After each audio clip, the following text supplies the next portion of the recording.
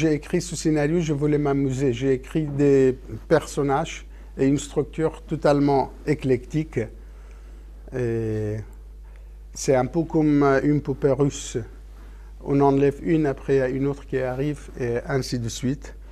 Mais finalement, le résultat final, c'est encore une fois un chant pour la femme et pour la liberté de la femme. Et aussi, moi, j'aime l'absurde, la comédie, la tragédie. C'est un mélange de tout ça.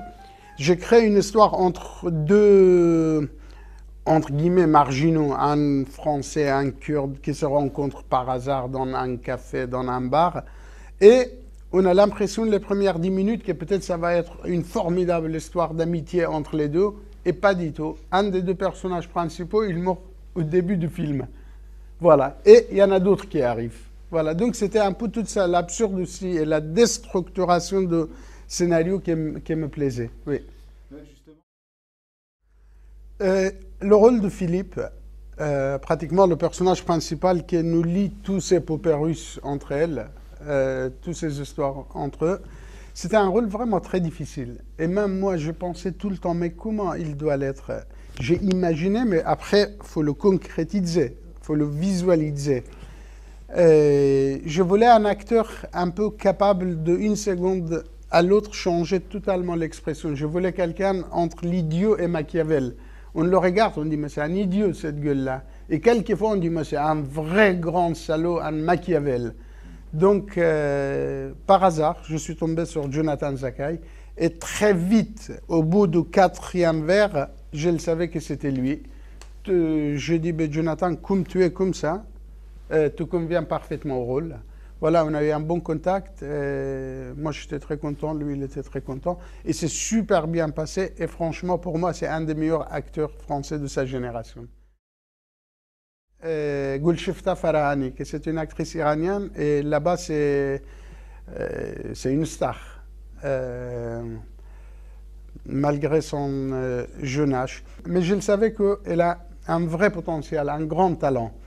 J'avais un problème avec elle, c'est que j'avais l'impression que moi, je ne sais pas la filmer. Ça m'arrive tout le temps quand j'ai choisi, surtout les femmes. Avec les hommes, je travaille différemment. Mais avec les femmes, il faut que j'ai un truc vers elles. Il faut que je tombe amoureux comme un peintre de sa modèle. Voilà, donc le résultat, moi, je suis très, très content. Puis elle est sublime. Elle est belle. Elle est belle. C'est un peu la figure que moi, je rêve.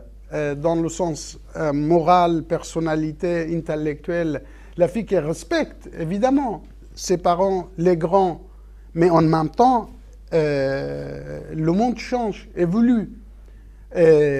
Cette fille kurde dans le film, elle voudrait avoir un compagnon pour la vie et pas un tuteur. Voilà, donc c'était une expérience super heureuse pour moi, pour elle aussi.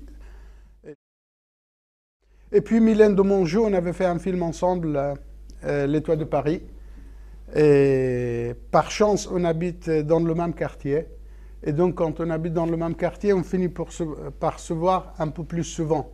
Et donc, souvent, on se trouvait dans les cafés. Bref, on est devenus amis. C'est une femme extrêmement intelligente, généreuse, méfiante, et une belle personne. Et je l'aime beaucoup.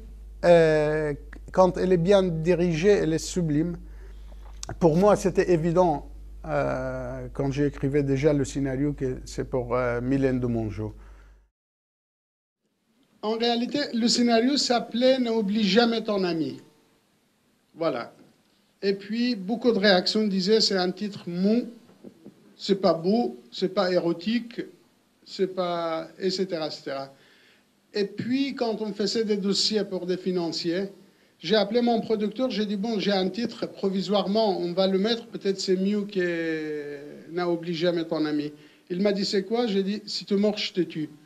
Il m'a dit, moi, c'est quoi ce titre? Et, bref, j'étais gamin à 5 ans, je me baignais dans le fleuve Tigre. Vous avez entendu, le Tigre et l'Euphrate. Voilà. Et donc, ma mère, elle disait, si tu te noies, je vais te tuer. Donc, voilà, c'était comme ça. Et puis, le titre a plu à tout le monde. En même temps, il y avait un peu d'ironie, il y avait l'absurde et tout ça. C'est resté. Voilà.